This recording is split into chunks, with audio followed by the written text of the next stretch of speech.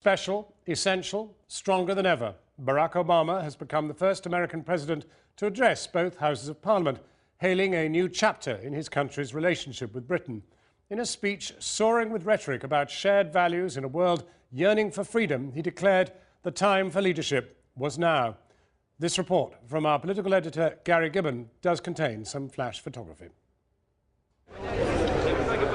State visits are opportunities for kind words and photo calls.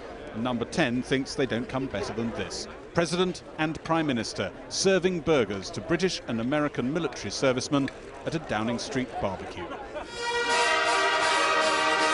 After lunch, there was an address, the first by a US president, to both Houses of Parliament gathered in Westminster Hall. I am told that the last three speakers here have been the Pope, Her Majesty the Queen, and Nelson Mandela, which is either a very high bar or the beginning of a very funny joke.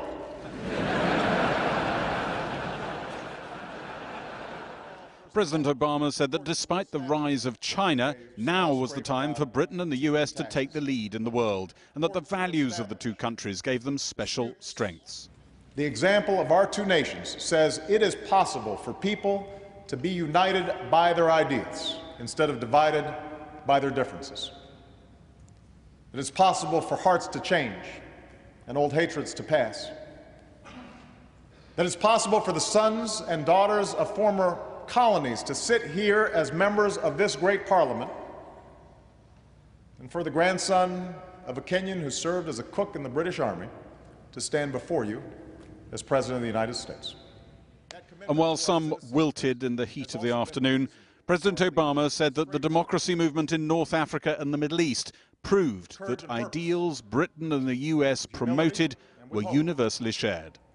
With faith in the promise of tomorrow, let us march straight forward, together, enduring allies, in the cause of a world that is more peaceful, more prosperous, and more just.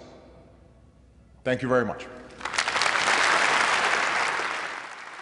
Earlier, the president had talks in Downing Street on the practicalities behind all the rhetoric. The president met David Cameron alone. One of those must have worked. I've used that line before. And then Nick Clegg was allowed to join them.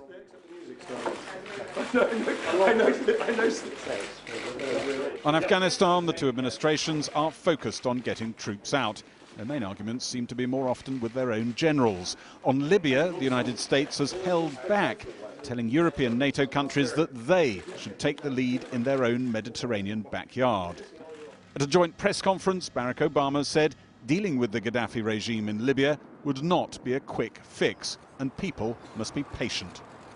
That there may be a false perception that there are a whole bunch of secret, super effective air assets that are in a warehouse somewhere that could just be pulled out and that would somehow immediately solve the situation in Libya. That's not the case. But ultimately, this is going to be a slow, steady process in which we're able to wear down the regime forces. David Cameron led a recent stocktake on British policy, which triggered the latest intensified bombing of Libyan targets. He said the two men were at one on Libya.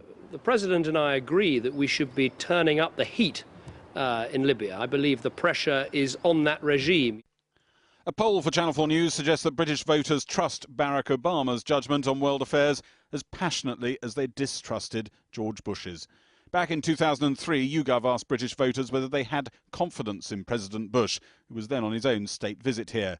22% of people said they had confidence in the US president's judgment. Today, 72% have confidence in the US president. Now it's Barack Obama. 8 years ago, 17% polled said they would describe the US president as highly intelligent. With Barack Obama in the White House, that figure's 81%.